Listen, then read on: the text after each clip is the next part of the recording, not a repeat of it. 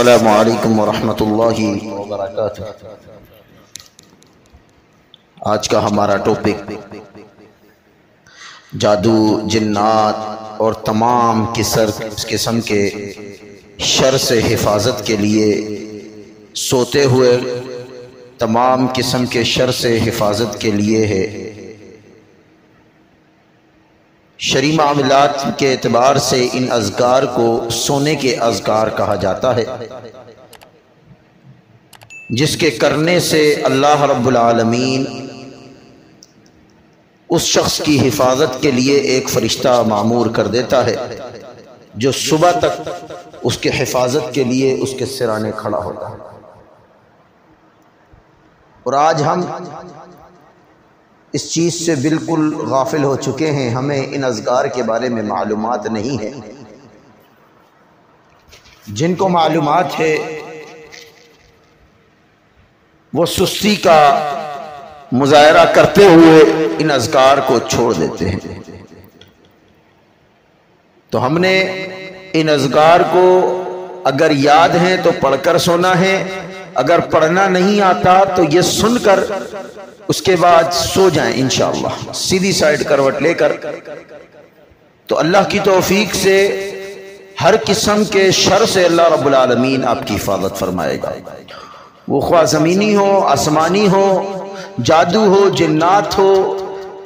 کسی بھی قسم کا شر کیوں نہ ہو، اللہ رب العالمین آپ کی حفاظت فرمائے گا۔ صبح شام کے اذکار ہم نے اپنے چینل پر اپلوڈ کیے ہوئے ہیں، اس کا لنک بھی انشاءاللہ ڈسکرپشن میں ڈال دیں گے۔ صبح شام کے اذکار کی پابندی کریں۔ سونے کے اذکار جو آج ہم اپلوڈ کر رہے ہیں،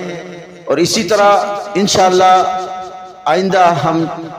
جو اذکار اپلوڈ کریں گے وہ جاگتے ہوئے اذکار کیا کرنے چاہیے، تو وہ ہم انشاءاللہ بہت جلد آپ لوگوں کے سامنے اپلوڈ کریں گے۔ بلا تاخیر ہم شروع کرتے ہیں۔ تو سب سے پہلے جب بھی سوئیں تو باوضو ہو کر سوئیں۔ نمازوں کو پڑھنے کے بعد، عشاء کی نماز کو پڑھنے کے بعد آپ نے باوضو ہو کر سونا ہے۔ سب سے پہلے سنت کے مطابق اپنے بسترے کو 3 دفعہ جھاڑ لیں، اور اس کے بعد آپ بسترے پر بیٹھ کر آپ ان تمام اذکار کو کریں یا سنیں، اور اس کے بعد سیدھی سائیڈ کروٹ لے کر آپ سو جائیں۔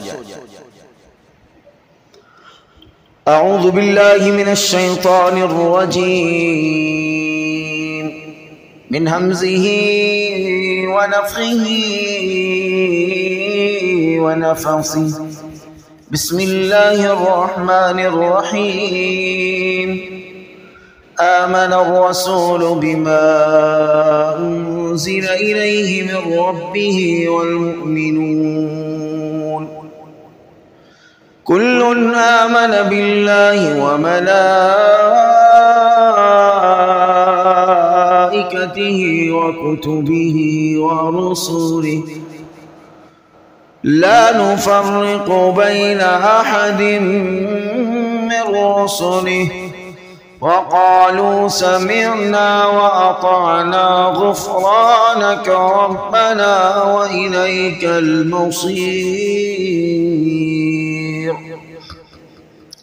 لا يكلف الله نفسا إلا وسعها لها ما كسبت وعليها ما اكتسبت ربنا لا تؤاخذنا إن نسينا أو أخطأنا ربنا ولا تحمل علينا إصرا كما حملته على الذين من قبلنا ربنا ولا تحملنا ما لا طاقة لنا به واعف عنا واغفر لنا وارحمنا أنت مولانا فانصرنا على القوم الكافرين۔ اعوذ باللہ من الشیطان الرجیم،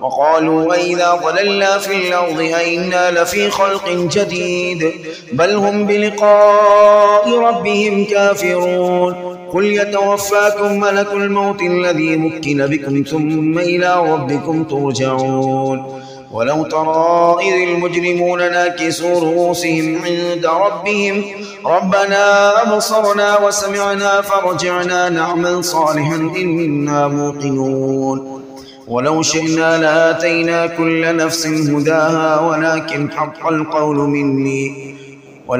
حق القول مني لأملأن جهنم من الجنة والناس أجمعين فذوقوا بما نسيتم لقاء يومكم هذا إنا نسيناكم وذوقوا عذاب الخلد بما كنتم تعملون إنما يؤمن بآياتنا الذين إذا ذكروا بها خروا سجدا وسبحوا بحمد ربهم وهم لا يستكبرون.